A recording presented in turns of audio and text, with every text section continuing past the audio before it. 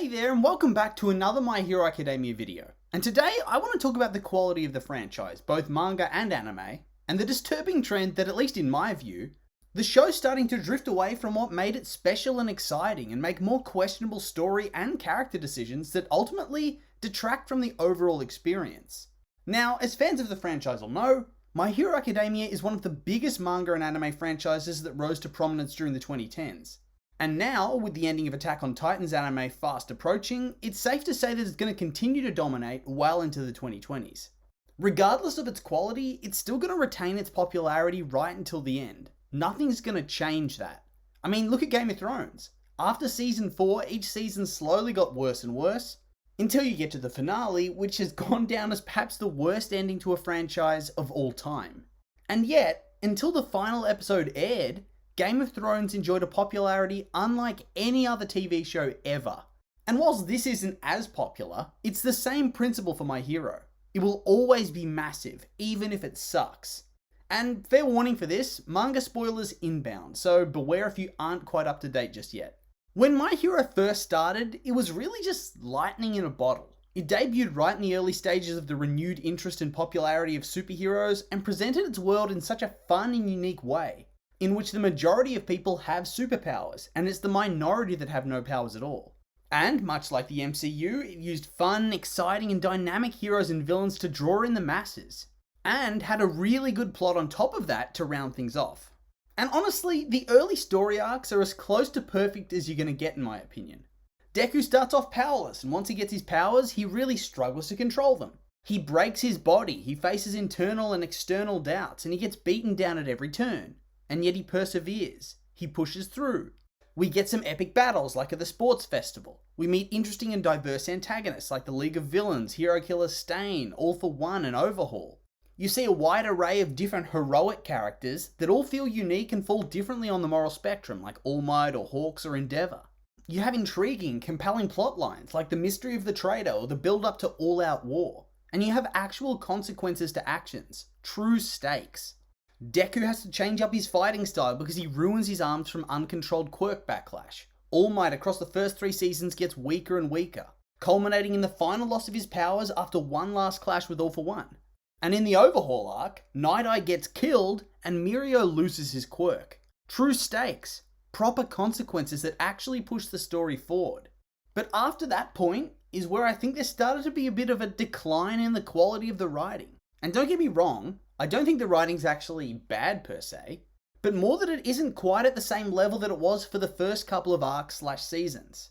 And for me, I think there are a couple of reasons for this, but I think one of the biggest parts of it is just power scaling.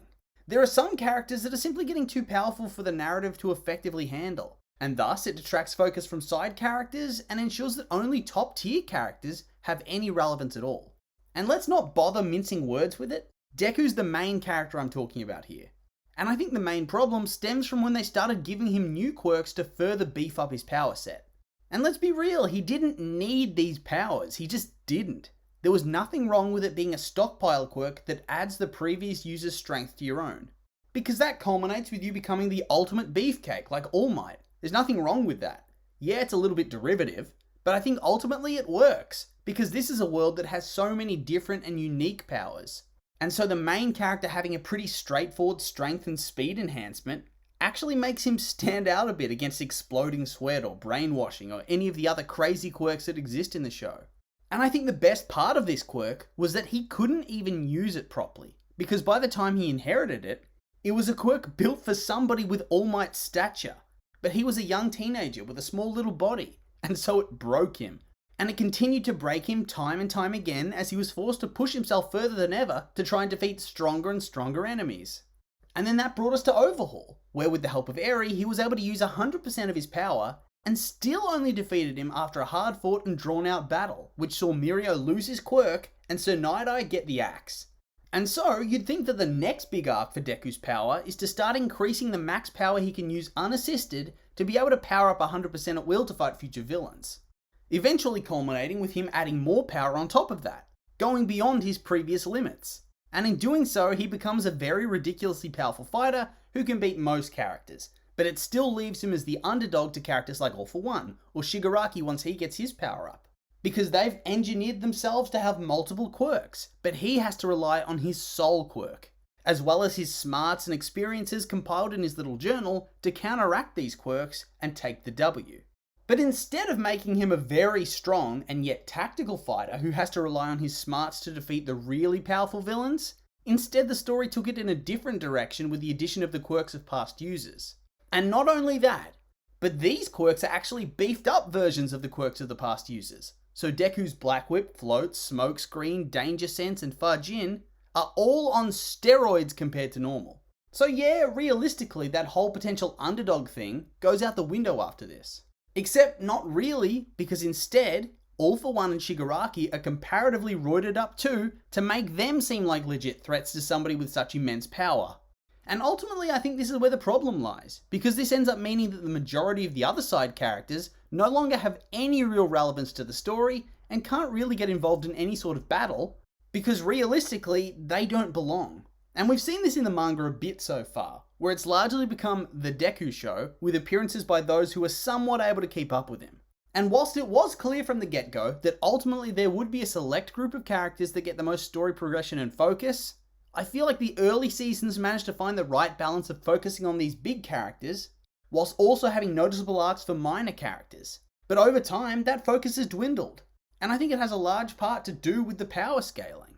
And then, you can look at it from the Shigaraki perspective, where he honestly is just too strong. So strong that the narrative has to put plot devices in his way, because otherwise he would just stomp everybody. Whether it's him not being able to access 100% of his power because he only just woke up, to not being able to access his powers because of his mental trauma or All For One trying to possess him, or plot device characters like Stars and Stripes taking his attention away from the main heroes so he can't just go kill them. It just feels like they made a bit of a mistake making him too strong too early. And so they had to keep him low to prevent the more realistic outcome taking place, of him killing everybody. And as a result, it damages the overall story flow. And speaking of damaging the overall story flow, the story no longer feels like it has major stakes. It no longer feels like there are major consequences that will be felt by the characters that in turn shape the story. I mean, look at the early arcs. We have Deku getting his quirk, which leads to All Might losing his forever. Deku needs to change his fighting style to accommodate his broken arms. Aizawa's eyesight is damaged, leaving him weaker than he was before. Bakugo's experiences shape him into an almost completely different person. Same with Endeavor. Mirio loses his quirk. Night Eye full-on dies. These are clear consequences to plot points that in turn drive the narrative forward. But at a certain point, it's not that they stop, it's just that the consequences are not so nearly as long-lasting or important anymore. You don't feel them in the same way. Mirio gets his quirk back. Gran Torino gets gored at 80 years old but manages to survive somehow. Bakugo gets impaled, but it's all good, he brushes it off. Aizawa doesn't lose his quirk when he gets shot by the bullet and cuts off his own leg, but he's all fine, he'll probably just get a good prosthesis. Best Genius is still alive. Nobody cares that Hawks tried to kill twice, and Hawks is mostly fine after getting burnt up relentlessly. Deku's briefly all self-sacrificing and depressed, but he brushes that off through the power of friendship. Hell, the only people that feel any real consequences these days are either complete no-namers or largely minor characters who get killed off. And even then, it's not all the time. I mean, Lady Nagant gets full-on blown up. Blown up by a self-destruct failsafe. And she somehow survives just to go back to jail? So what the hell's the point of the self-destruct if it doesn't kill you? Plus, Stars and Stripes? Come on. A character introduced to look unbeatable only to die to make it look like the story still has mortal peril level stakes for the main characters? I just don't buy it anymore. But like I said, it's not that I'm saying the writing's bad. It's just different to what it was before, and I don't think it holds up as well as it used to. Yes, the current arcs have really awesome moments, but it feels like I just lost track of what it was before to make it a crazy battle manga/anime that focuses on god-level warriors fighting it out with no real stakes. But, as always, those are just my opinions. And now I'd like to hear yours. What do you think of the direction of the franchise? Like it? Hate it? Make sure to leave a comment and let me know.